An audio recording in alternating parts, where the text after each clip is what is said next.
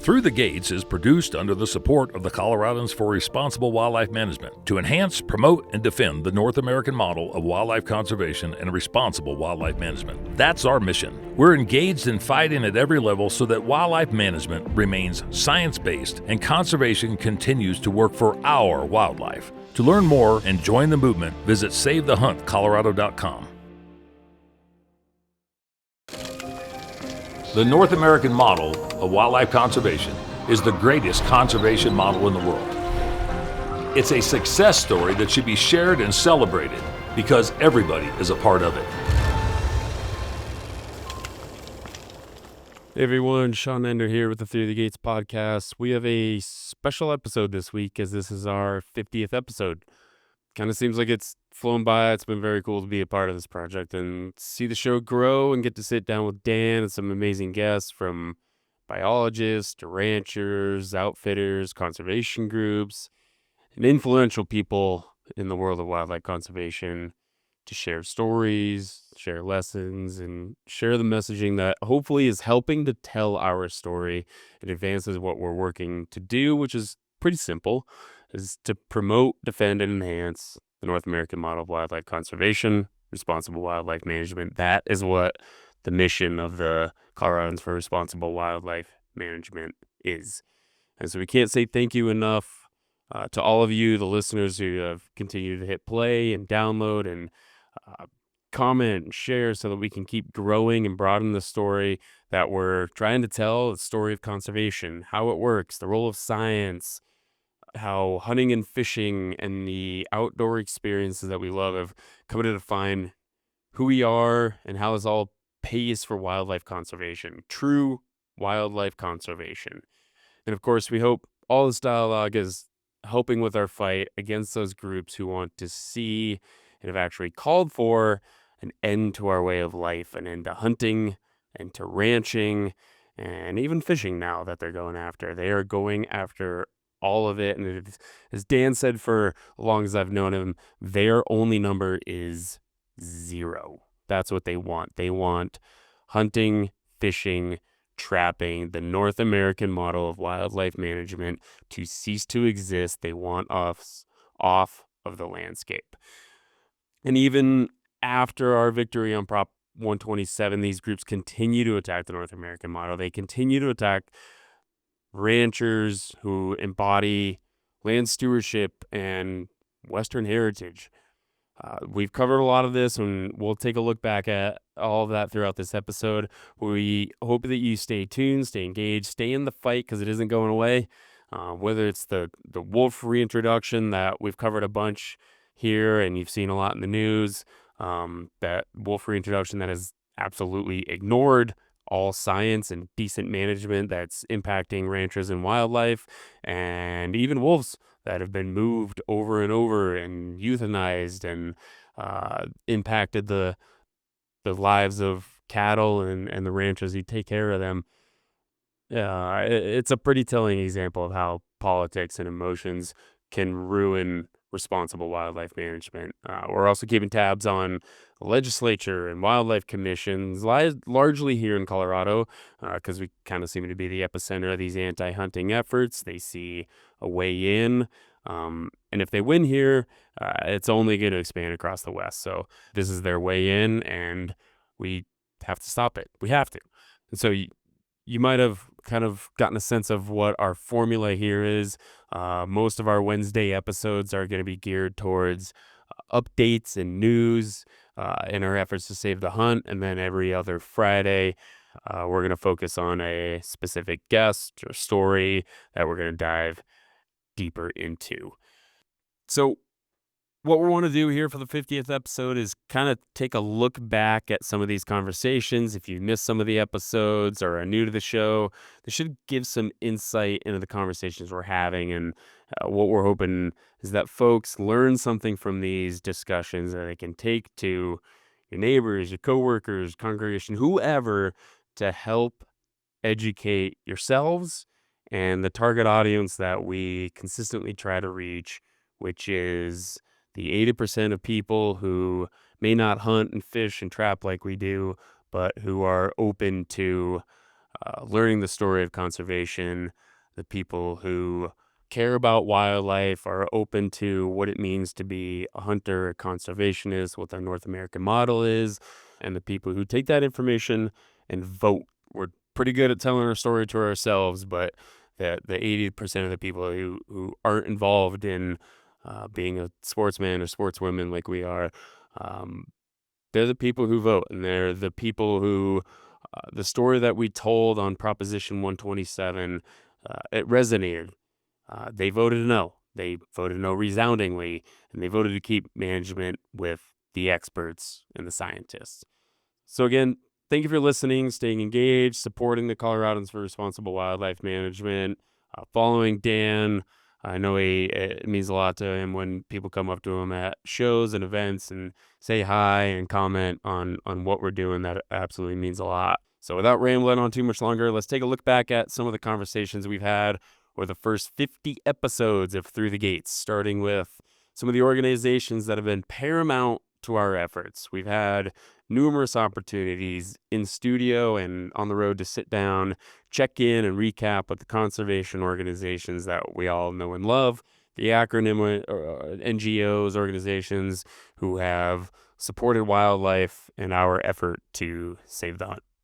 Give us a little bit of background and history of what Boone and Crockett is, and I think it's reasonable to maybe go into a little bit of a comparison about where Boone and Crockett came from and where Boone and Crockett is, just because of societal changes or perspectives or whatever.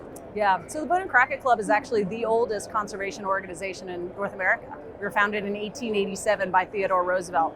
Basically, he went out to the Dakotas, saw the devastation of bison and other wildlife species, and he, on his train trip home, wired ahead to his colleagues, George Bergnell and a couple of other folks, and said, we need to sit down and we need to do something about this.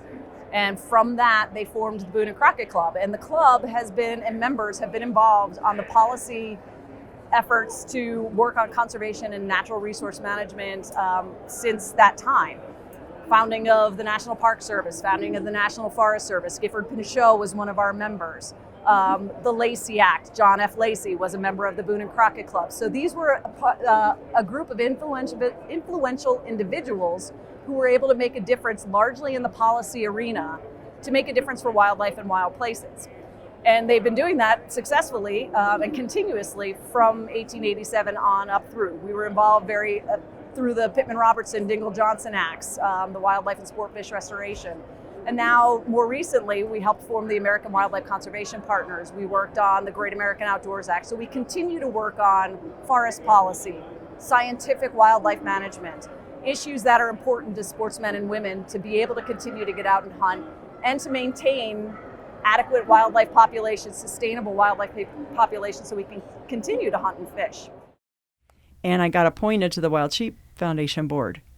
And again, it was just something that, I just love these animals. And so my part is to conserve and to, hopefully increase the population, because hunting is part of conservation. Mm-hmm. And, but sheep tend to be a little fragile. And so we have to really work hard at conserving them. But again, part of our mission, both our MBS and Wild Sheep Foundation missions are, hunting as part of the conservation. With your involvement and sheep being at the top tier, why did you reach out to me on the mountain lion issue then? Well, two things. I'm pretty good at throwing parties, and I thought that I could help you raise money by throwing a party. And secondly, the situation we have in Colorado is terrifying. What the anti-hunting groups are trying to do in our beautiful state is unbelievable. It used to be, when I was a kid, Colorado and Wyoming were the hunting and fishing mecca. Mm-hmm. And now I hear people say, when I say, I'm from Colorado, they'll say, I'm sorry. Yeah. And it makes me sad. And even though being a hunter isn't in my top 10, I'm a mom, I'm a wife, I'm a gardener, I do all kinds of other things, but I'm a conservationist. And they're making the political environment in Colorado is making it very difficult. Hunters we're vilified all the time. And I'm proudly a hunter. I just don't do it that much. But I spend a great amount of time on wildlife conservation. And so it was, I think I was surprised. And I thought, all right, if not me, who's going to do it? Mm-hmm. And not like I did a ton, but it was just like, jump in. If you see a problem, you jump in. And that's the way, I've always been. And that's the way I was raised, is if there's an issue, you either volunteer, it's that old, what is it? Shut up or... Put up. Yeah, shut up or put up. And, that was the kind of family I was raised in, and that's the way we raised our children. That's the thing as a sportsman, if you like something, you should be contributing to the betterment, fulfillment, advancement, I guess, if you will, of the sport. And who better than organizations to represent a particular individual's interest? And it's whether you're a duck hunter that you hear the calls in the background, or whether you hear the elk bugles and stuff. Yeah, these people are bought into the system of conservation, which is under the North American model is an important component of everything that we do. But they need to get involved. And if they don't know that RMEF exists or Rocky Mountain Bighorn Society or Ducks Unlimited exists, then how are they to know about some of the political issues that we have before us when some of these pursuits and endeavors and avocations are being taken away? If you're a sportsman and you like to get outdoors and stuff, you have to kind of take the mindset, well, it's not just about me and where I hunt and whatever. It's like the bigger picture is you need to raise funds for the whole state. It may not affect you directly in the area that you hunt, but overall, it's going to affect some people. And, I just agree that you need to be contributing somewhere, somehow into it, other than just for yourself, just to go out hunting somewhere and not contribute to the overall umbrella. Is habitat loss as much of a concern with bighorn sheep as it is with other wildlife? It is. Diseases are number one, but you bring up habitat loss, and that's for sure. One of the prime examples is the bale herd. There's been a lot of discussion in the initiatives last year and 2 years ago around the bale herd, saving that winter range. Especially there's some herds that have very small winter ranges, and it's oftentimes areas where the development is continuing to grow in the intermountain basins. So we're always worried about that, and we're always kind of trying to keep an eye on it. And the other area is just increased recreation. As the population continues to grow here in Colorado, more trails for hikers, more trail for bikers, which we all want to be in the mountains and enjoy those mountains, but we're just cognizant and always keeping our eye on, are those going to impact and fragment critical winter range or even kind of high alpine summer range, and fragment the habitat, because at the end of the day, that's going to discourage sheep from using that, and sometimes that's the only habitat that they have for summer or winter range. So much of what we do in the West and what we're covering at Through the Gates spans such broad topics that it isn't just the life of a sportsman or woman. It's Western lifestyle, it's rodeo, it's ranching, it's outfitting, social justice, and Western wildlife. So this next segment is going to kind of jump into some of those guests, and you get a sense of the breadth of conversations and guests that we're having on, sitting down with Dan Gates. It is thanks to falconers that 3 raptors still exist here in the U.S. today. And that's the peregrine falcon, the bald eagle, which is our national bird, and the California condor. If it weren't for falconers like us, those birds would not be here. Years ago, when DDT, pesticide chemical, was in our systems, people used it. They didn't realize it was going to have such a severe impact on those 3 birds. And it didn't cause problems really for the adult birds, but it was the female's ability to produce thickened eggshells. So the female birds would, consume maybe a duck that has, eaten plants that had the DDT in them from the water or the soil system. That female peregrine lays eggs with thin eggshells. She tries to incubate the eggs crack. So a bunch of falconers got together and said, man, we can't lose this peregrine falcon or the eagle or the condor. What can we do? Got permission. They started a program called the Peregrine Fund, which is headquartered in Boise, Idaho. And they got permission to go out, trap these wild birds, bring them into breeding facilities raise them in a safe environment, and release them back to the wild.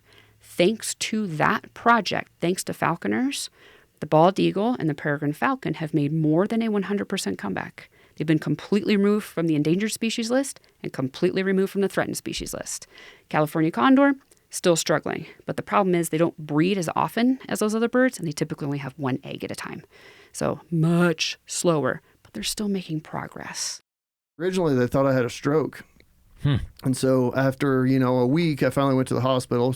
Probably should have done that a little bit quicker. After a week. My wife's like, you've got to go. I'm tired of you sleeping all the time. So I went, and they're like, well, we think you had a stroke. So they did all these tests, and unfortunately, it wasn't a stroke, but then they didn't know. They're like, well, maybe it's a concussion-related deal. So they started testing for, different things with my brain, still come up with nothing. And then they're like, well, we're going to try to get you into these specialists. Anyhow, long story short, it took about 1.5 years, 2 years. They finally found a tumor in my neck that was wrapped around my carotid artery. And it was pressing on nerves that went to my eyes and my tongue, and then choking down quite a bit of blood flow to that side of my brain. So that's where all this crap was coming from, and it was like just 2 years of feeling drunk nonstop. Really? Yeah, that'll make you never want to taste alcohol. Did you ride? Did you ride during that time? I tried. You tried. I tried. In typical bull rider fashion, I'm like, I can do it, right? Like I don't, and I couldn't. You can power through it. Yeah, I couldn't see crap. Like I had nystagmus in my eye, so I'm not sure if you're familiar with what that means, but they're just shaking and they won't stop. And I couldn't see more than 10 feet in front of me, probably. See anything, even at close distance. Everything was shaking and blurry. Couldn't ride a horse, couldn't drive a car or nothing, but I thought I could ride a bull. I'm like, I can feel my way through it. I'm tough. And it did not go well. I got on a couple practice bulls. I think I rode one of them, but it was chaos. Like I got off upside down, landed on my head, didn't know up from down. And then I entered Denver, the stock show, and drew the best bulls that I'd ever drew at Denver. That's usually kind of a hard one to draw good bulls at. And, I drew good bulls, and they did handle me. And I realized, okay, this isn't going to work. And I did know it at the time. Every day I went to sleep, I thought, when I wake up tomorrow, I'm going to be good to go. And so for years, I just thought I'd get it back together. And that was from what year to what year? That was 15 through most of 17. Really? Yeah. And then when they found that tumor, they took it out. And when I woke up, my eyes weren't shaking. I could talk better, all the things. And, I thought I was back. And so I went to riding again and did pretty well, but I just couldn't keep my body together at that point. My eyes still didn't work quite right. And, I just getting myself in bad predicaments riding. So I just kind of realized, I think that's it. So what made you get into this? I know that your family was kind of the guiding light to it. You could have went another path somewhere, but what made you continue to do the hunting, the guiding, the trapping side of things? And then how did you find a woman that would be willing to do that? Because there's a lot of people out there that say, well, my wife doesn't do this or my wife doesn't do that. I'm a lucky guy because my wife, she allows and does this as a business, everything that I do. But how did all this play out from you from a family side of things? Honestly, it was just kind of one of those things where I was lucky enough to be born into it, and I was somebody that liked it as well. And like we were talking about earlier, it doesn't always work out that way. You have people that like it but weren't born into it, people born into it that don't like it. I just happened to kind of win the lottery that way, and that I was born into it, and it's what I wanted to do. So really started actually taking clients fishing and stuff like that at 15, and that's when I got into the hunting guiding part of it as well. And I just, from that point on, I've been so busy that I haven't even thought of doing something else. It's what you do. Yeah, it's what we do, and it's not just a job. It's a lifestyle, right? So you do it like yourself with the trapping. You do it because it just becomes your life. I grew up hunting. My dad hunted for me. That's how he afforded to feed us, right? We had cattle, but we had to sell those, and we had to hunt for our meat. And then houndsmen, actually, I was introduced to them in college on pig hunts, and I just fell in love with those catch dogs. And then I knew Casey, my husband, actually in high school. I rodeoed with him and his sister. And we reconnected after a while, and he was into the lion hunting, and that was kind of like one of our first dates. And just to see that hounds doing what they were bred to do is kind of the same as seeing a colt do what they're bred to do, and I was hooked. So that's why I wanted to get involved, just because I have the passion for it, for hound hunting, but for all hunting, because I grew up doing it. And cattle, the cattle industry is huge for me, which is a lot of connected to hunting, right? We do our own food, we harvest our own food, and that's important to me and always has been growing up. But also I have 2 little boys, and that really struck a nerve with me when they came after the agriculture, which they have been for years. But when this came across, I knew I had to do something for them. And that was kind of my lead into this, is the boys, they don't get a second chance at this. So that's why I wanted to get involved. My mother had passed away a few years before that, and she was huge in the Native community, always trying to help people. And my mom and dad were just these like amazing humans that, it was nothing to come home from the army on leave and like one of my sister's friends lives there, or my brother's friend or whatever. Like they were just staples for the community, as well as like always trying to help out the Native population. I really started learning about it because my mother was diving down that rabbit hole of, it's called MMIW, which stands for Missing Murdered Indigenous Women. And one of the stats is the last time they did a big study was 2016. There was 2,712 missing Native women, and only 116 of those cases were logged by the DOJ. So Native women are 10 times more likely to be murdered than anyone else, 10 times more likely to be domestic violence. Like just, it's a forgotten population. And the thing is, a lot of people don't understand, especially in the West, we put the Indian reservations in the middle of nowhere. There's no jobs. It's extreme poverty. It's nothing for them to do. So it's a kind of a product of that. So what I did was I started getting involved, and I just saw families like we're doing these search and rescue efforts or conducting investigations. So I just reached out to a family.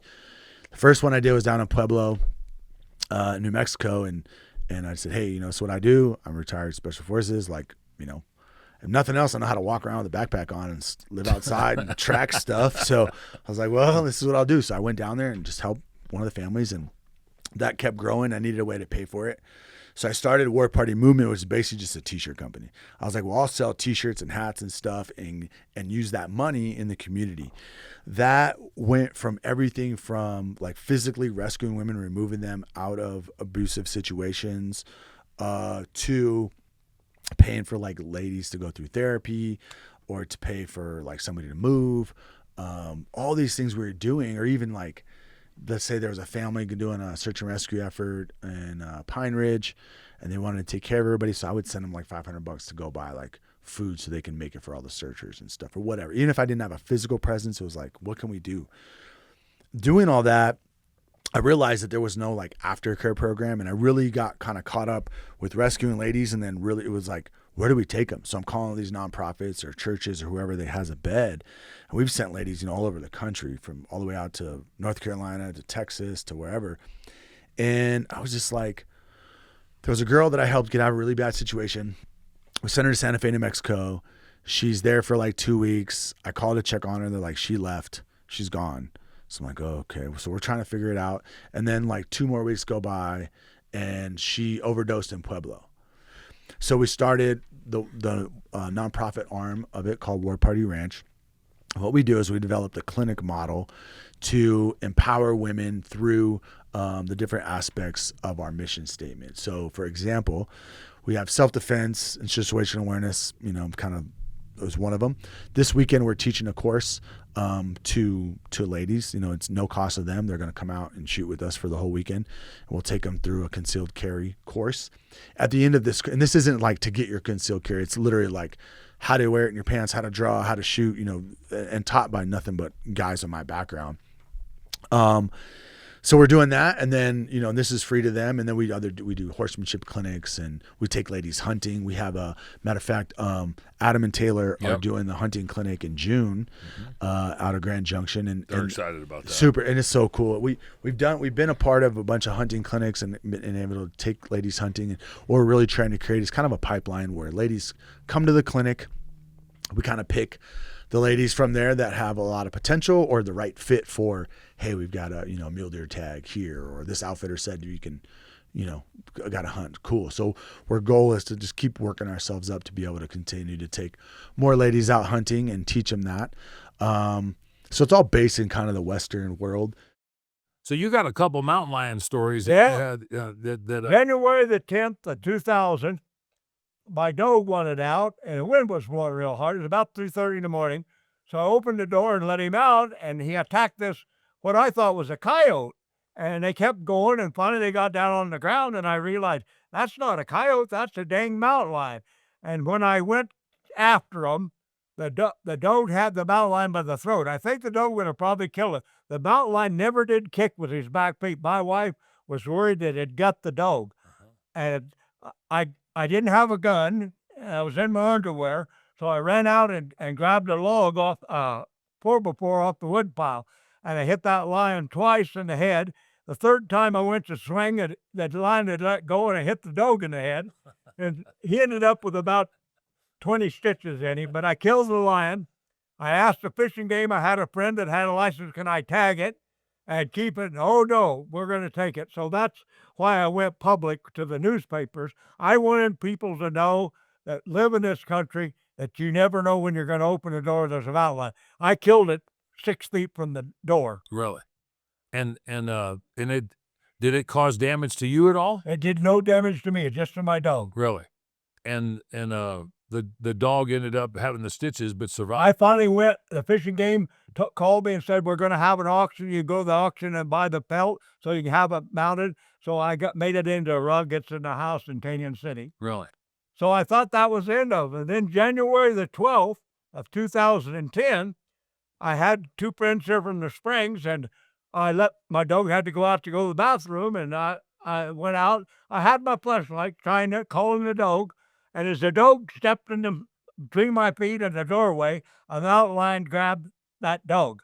I grabbed it was just killing the dog. I got it by the tail and the neck and throwed it off and threw the dog in the house. And I told the guys here, if I had just saw it, I'd have thrown the mountain lion in the house, and me and the dog would have went and got in the car. But that time it clawed me. That one clawed me in the left leg. And so they called a state vet, and they said I need to get a rabies shot. and you're in your underwear then too, weren't you? Yeah. Duluth Trading Company got good underwear. Duluth Trading. If you want to support a company that supported the efforts to defeat Proposition 127, then you need to support Davis Tent. Davis Tent has provided quality canvas goods for outdoorsmen for the last 50-plus years. For more information, go to davistent.com. If you want to support another business that was instrumental in helping us defeat Proposition 127, check out Salida Gun Shop. Salida Gun Shop in Salida, Colorado provides quality products, expertise, and knowledge from individuals that actually do what they sell. Go to salidagunshop.com. Listen to the advice of Cameron Haynes and support companies that are supporting your cause and your efforts. Minturn Anglers is one of those companies. Minturn Anglers provides product and fishing excursions in Colorado and are second to none. For more information, go to minturnanglers.com. Pretty cool stuff. It's hard for me to pick and choose some of the guests and segments for what we just showed there and what we were able to highlight, because we've had some really great conversations I've been lucky to be a part of and see Dan engage with folks on. And so really incredible people. We've also been lucky to be joined by biologists who help further discussion about the intricacies of wildlife management that a lot of people don't understand. But these folks have lived it. They've been in the field. They've had their hands on wildlife. They've improved herds and landscapes and shared their experience with us as boots on the ground working for wildlife. It's pretty cool to be able to have these guests in and be able to share that story with the masses. So here's a couple clips from some of the biologists that we've had on Through the Gates. From your experience, I mean, you worked underneath of a logo of a bighorn sheep. It's the state animal. It's on the logo for Colorado Parks and Wildlife, the Division of Wildlife, the Game and Fish. What did you see happen in the 30-year period from where bighorn sheep started to where when you became a game warden and to where when you retired in 2020? How has the sheep population flourished, or what problems has there been when you're actually trying to escalate and enhance a population like bighorn sheep that were not confrontational and they were not under the gun so much to speak, until the anti started getting involved, or if the agriculture community started getting involved when it came to domestic livestock and sheep. Yeah, to hit on a point you made earlier, that in 127, I saw that their next step was going to be sheep hunters. Yep. Because in their mind, there's only one reason to hunt sheep, and that's for the trophy. Well, that's you don't understand wildlife management if you make a statement like that. Yes. Because sheep are very subject to management issues regarding disease. I mean, they're probably the poster child when it comes to managing population numbers so that they don't have too dense a population, because they're so susceptible for transmission of disease within that population. So get that out of the way right away. That there's to say that there's only one reason to hunt sheep. I'd have to look at it, but I don't think there's a sheep herd in the state that doesn't have some form of female harvest associated with it for that reason. But through my career, I was fortunate enough to work with sheep everywhere I was. In Colorado Springs, it wasn't in my district, but as a work group, we worked with sheep on Rampart Range, and we treated them for disease, and we trapped them for relocation to other parts of the state. An iconic animal. I mean, that's you say iconic wildlife, and bighorn sheep is probably at the top of the list. Wildlife Services solves conflicts and problems as well as disease issues. And you look at the legal authorities, the expertise, the funding from state legislatures as well as Congress, and you have all these government agencies, plus there's a few more I didn't mention, that have areas of expertise, and you got to bring them all together. Best example, sage grouse. Sage grouse are in tough shape. We have two species here in Colorado. We got the greater sage grouse, more common. And we have Gunnison sage grouse. They're both declining in abundance because of change in habitats is primarily what's driving it. Some of it is also related to basically putting in more roads, human development, but one of the biggest things is ravens. The raven population in parts of Colorado since 1965 has increased 1,700%. And you'd say, well, so what's the problem? The problem is, what do ravens eat? They eat sage grouse chicks and eggs. And so, then we went through 10 years of research by U.S. Geological Survey, some of the states like Wyoming, Fish and Game, and Utah as well. And it's like, what they found is ravens are doing this. And so Congress told the Bureau of Land Management about 4 years ago, you guys are going to write a new plan, which is NEPA, and you're going to deal with this problem. And so we had to have Colorado, they had to have a seat at the table, and Colorado Parks and Wildlife occupied that seat. They have a sage grouse expert. She has expertise on the two sage grouse species, some expertise on the habitat. Then you had to bring in the BLM and the Forest Service because they own some of those habitats. And then, they kept wanting to bring in ecological services for the Fish and Wildlife Service. Has a role because Gunnison sage grouse is a threatened species. But it's like, here's the research. Wildlife Services is saying, look at the ravens. And it's like, well, what do we do about that? It's like, let's get the expert from the U.S. Geological Survey. We brought them in. I even offered to pay his travel cost if it was a problem. He had to be there. Fish and Wildlife Service, it's like, you got to get the Office of Migratory Birds because your whole committee has this incorrect belief that you cannot take or kill migratory birds. That's false. You can manage migratory birds. And then the group as a whole didn't understand what ravens have done in the last 40 years. And so with that information and expertise, BLM wrote a plan. They finished the plan last year that got signed. So hopefully now they return and start managing to restore these grouse, especially the Gunnison sage grouse. I mean, taking a nosedive. They were kind of stable for about the last decade, had about 6,000 birds. Now they're down to less than 3,000. Got to bring them back. And it's going to take that group and all that expertise to bring them back. But you need to have all these government agencies cooperating. And then there's a number of NGOs. You got to have them. And some of the NGOs are local cattlemen groups that are advocates for restoring Gunnison sage grouse, greatest sage grouse. So I can say on a personal level, having had multiple opportunities and multiple projects to film with biologists in the field and see what they do to gather data and research species and put species on the landscape, all in an effort to understand wildlife better. They're absolutely incredible at what they do, and I always enjoy the conversations we have with these folks because they just bring so much knowledge to the conversation. Wrapping up our 50th episode here, our 50th episode compilation, this final segment is going to feature some pretty powerful bites that focus on the fight, whether it's guests who are actively engaged in issues such as gun laws or the wolf reintroduction here, which we've done 2 in-depth dive with 2 different ranching locations, Middle Park and Pitkin County, where kind of the meat of the wolf story here in Colorado are taking place and unfolding. Or some of these are just going to be folks who have been part of the fight and continue to engage in our ultimate goal of saving the hunt. Both my business partner and I, we both lose sleep over this stuff, which I think is what they want. Mm-hmm. But I look at it as how many families we're trying to provide a living income for in Salida, Colorado.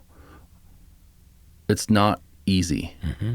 I want everybody who's on our staff to be successful in life, whether that's at the Salida Gun Shop or outside of the Salida Gun Shop.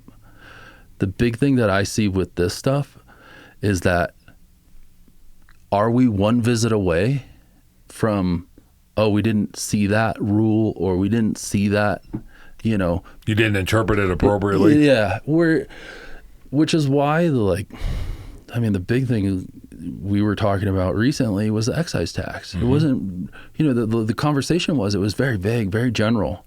What is a precursor part? Right? Is that a light? Sean, can you answer that? Nope. I look at it as, is that a bag? Is that a light? Is that, is that an optic?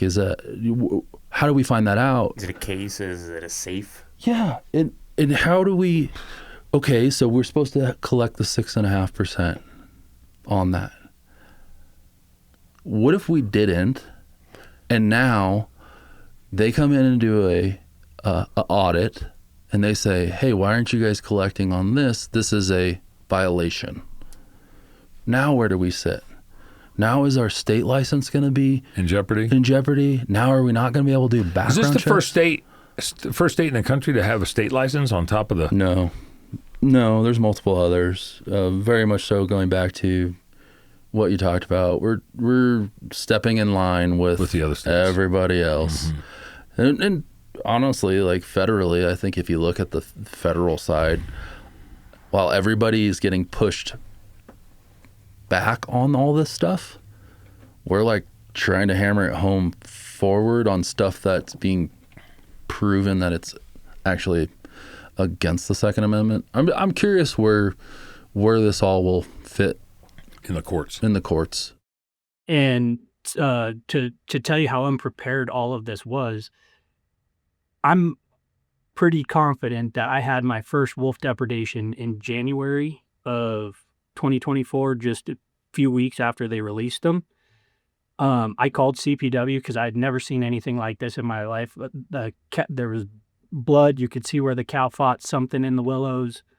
She went through a fence into another pasture. That's why I didn't find her for a day, because I'm in the middle of winter. I'm not looking for cows in other pastures that, they come to the feed. And the only reason I saw her was some birds. So I went over there, and this cow literally just put her nose in the creek. And there was no sign of a fight in the creek, nothing. She had her rear hip was eaten off of her, which that's not typical of coyotes. They come in through other areas. Cougars, they're surgeons. You can tell when a mountain lion kills something. Obviously not a bear in January. I'd never seen anything like this. Called CPW. They came out. I winched her up the hill with my pickup, and he was completely untrained on how to do an necropsy. So he looked at his phone, and at the time they had access to the caller data on their phones, and he said, there hasn't been a wolf ping within 2 miles of here. And he said, so it's not a wolf kill. Never skinned it, never went through any kind of protocol, nothing. And it's not his fault. He didn't know.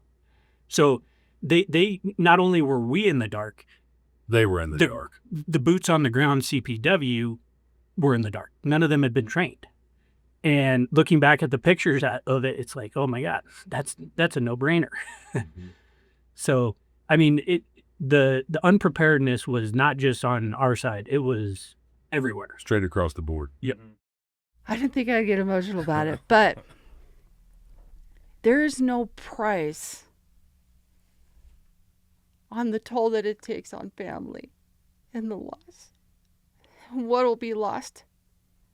And I know that my marriage has taken a backseat to all of this, and a guy that comes home who hasn't eaten, who's exhausted, who will take a 5-minute opportunity to eat and fall asleep for 3 hours that I don't wake up because I know he's got nothing left.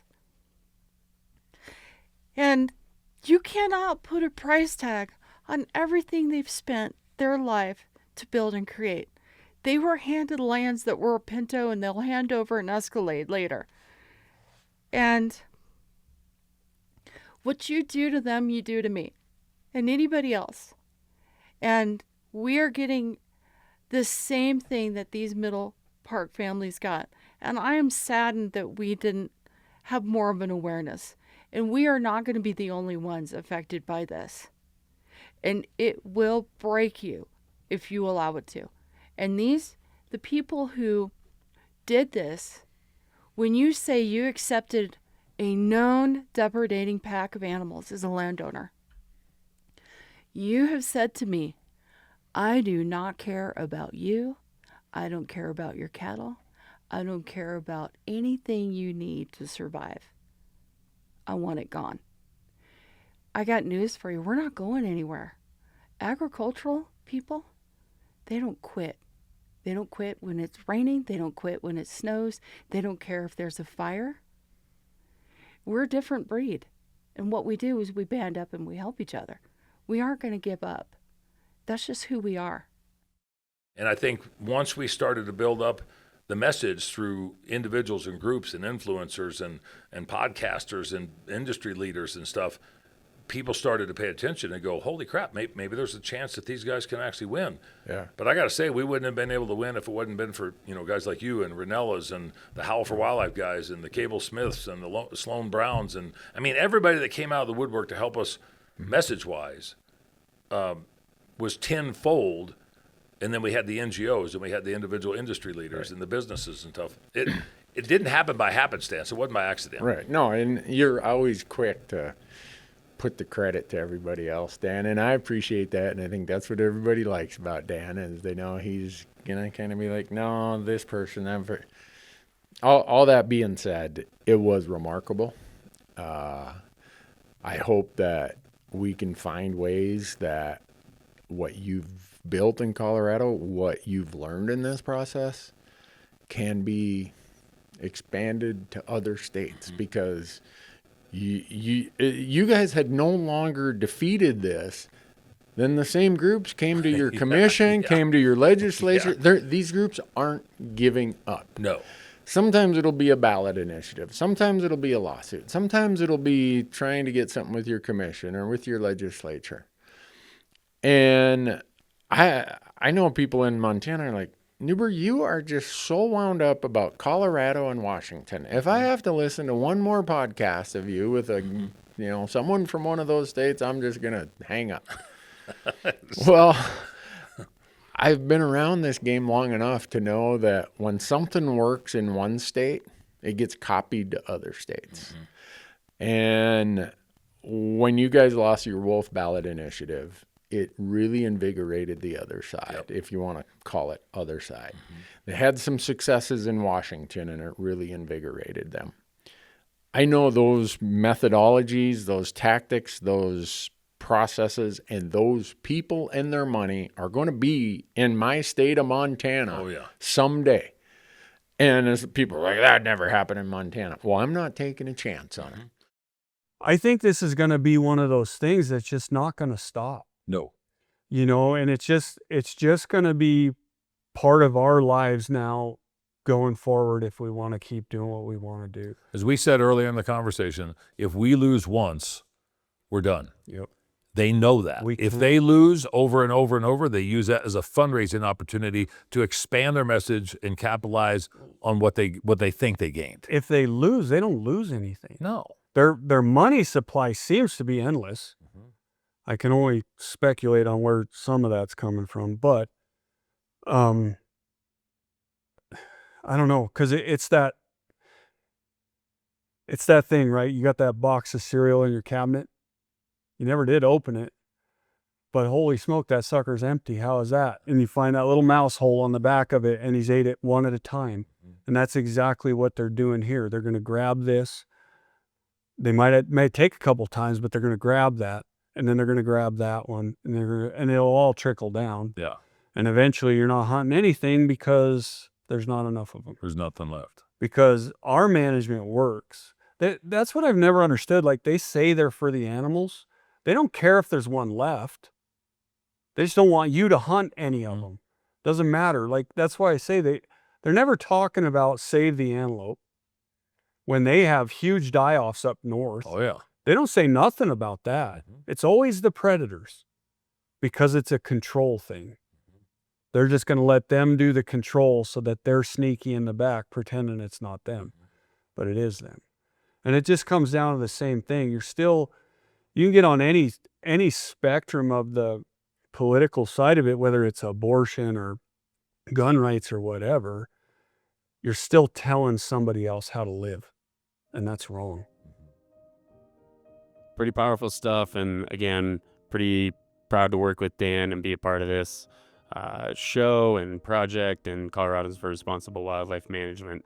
And so whether you've listened to every episode from the start or you're new to the podcast, hopefully this celebration of 50 episode creates some engagement for what we're doing here at Through the Gates and the Coloradans for Responsible Wildlife Management.